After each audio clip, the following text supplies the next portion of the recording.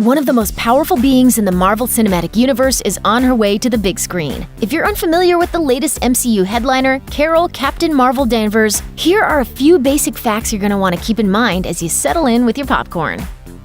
Captain Marvel tells the story of Carol Danvers, played by Oscar winner Brie Larson. Unlike most MCU flicks, the movie isn't set in the present day but instead takes place in the 90s. This gives Marvel plenty of time to show Danvers becoming Captain Marvel and explain why she was nowhere to be found as the events of 2008's Iron Man ushered in the MCU superhero age, and why she wasn't even referenced until the post-credit scenes in 2018's Infinity War. Danvers was first introduced as a character in 1968's Marvel Superheroes number 13. She was a retired Air Force pilot serving a supporting role for the character Mar-Vell, who had been created a year earlier and was then occupying the role of Captain Marvel. Cutting out decades of complicated comic book backstory, the MCU seems to have decided to streamline Danvers' origins, as they've done more than once for the screen versions of their classic characters in the past.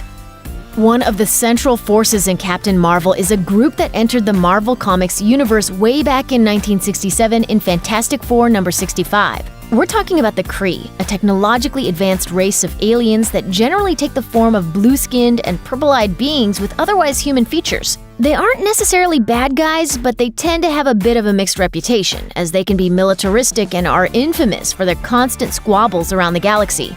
Danvers herself became a human Kree hybrid due to an accident that altered her DNA. And you're a Kree, a race of noble warriors? Heroes. Noble warrior heroes.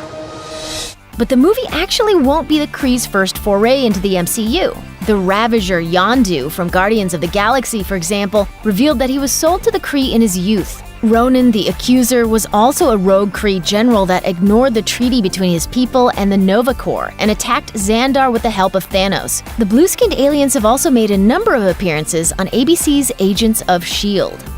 While the Kree have a bit of a mixed history, their longtime enemies, the extraterrestrial race known as the Skrulls, are far less complicated, at least as far as humans are concerned. Their appearances in the comics usually correlate with Earth invasions or their more distant and ancient quarrels with the Kree. The Skrulls first appeared in the comics in Fantastic Four number 2 in 1962, making them slightly more well-established than Danvers or the Kree. The most important thing you're going to want to remember about the Skrulls is that they're shapeshifters, able to take on whatever appearance they need in order to infiltrate and destroy empires, organizations, and even herds of superheroes, causing distress and distrust from the inside out. This, of course, means they could already be involved in more than one MCU movie, infiltrating high positions and simply biding their time for the perfect moment to strike. And you thought Hydra was sneaky. Another element of Carol Danvers' Captain Marvel comic book history is her ability to take on her so-called binary form, which first appeared in the Uncanny X-Men number 164. Danvers' ability to transform into the superpowered binary emerged when yet another evil alien race, known as the Brood, abducted and experimented on her, further augmenting her already significantly altered DNA. As binary, Danvers could transform into an energy-manipulating state that allowed her to lift more than 100 tons and fly at nearly the speed of light, and these skills seem to be in evidence in the trailers. In the third Captain Marvel trailer, we get a quick glimpse of Carol suited up and leading a group of aliens all dressed in the same uniform, walking in slow-mo through an otherworldly setting. It doesn't last long, but the view is most likely our first look at Starforce, a team of warriors that fight for the Kree. The group was introduced in the comics in Avengers number 346 in 1992. In the MCU, we've already met one Starforce member, Korath, who appeared as one of Ronan the Accuser's lackeys in Guardians of the Galaxy. Spoiler alert, in an interview with Entertainment Tonight, Samuel L. Jackson, who will be reprising his role as Nick Fury in Captain Marvel, was asked if he thought Danvers was worthy of being the first female MCU character to get her own movie. His response was, in essence, a breakdown of all her incredible powers, including this little tidbit.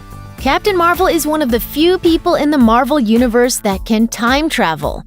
Hold the phone. She can what? Time travel has been heavily rumored as one of the main ways that the events of Infinity War could be undone, but the context has usually suggested that Ant-Man would somehow be using the quantum realm or Doctor Strange would be using the Time Stone. Needless to say, the quote caused an immediate ripple effect of rumors and theories. The question that remains is how exactly Danvers' mysterious time-traveling abilities will be depicted in the film.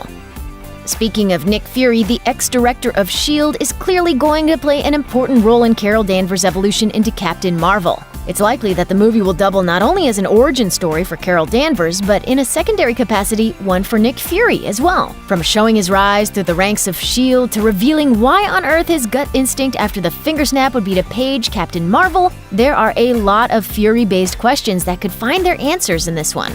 Oh, and he's also shown in the trailer with 2 healthy eyes, so there's a good chance we'll also see something regarding the origin of that eye patch. Finally, there's Goose. The fuzzy little guy isn't just tossed into a scene for a bit of comic relief between the future head of S.H.I.E.L.D. and a random feline. It also happens to be Carol Danvers' pet. And it's an alien. Goose is a flurkin, an alien species that typically resembles terrestrial cats, with a couple of noticeable exceptions. For example, they have a huge array of tentacles that come out of their mouths, and they lay eggs at a furious rate. They also possess human-level intellect as well as pocket realities of space and time within their bodies. So yeah, not your typical house cat. In the comics, Danvers' pet was named Chewie, but the name has apparently been changed from the famous movie Wingman to another for the MCU, adding yet another nod to some hardcore nostalgia in the process.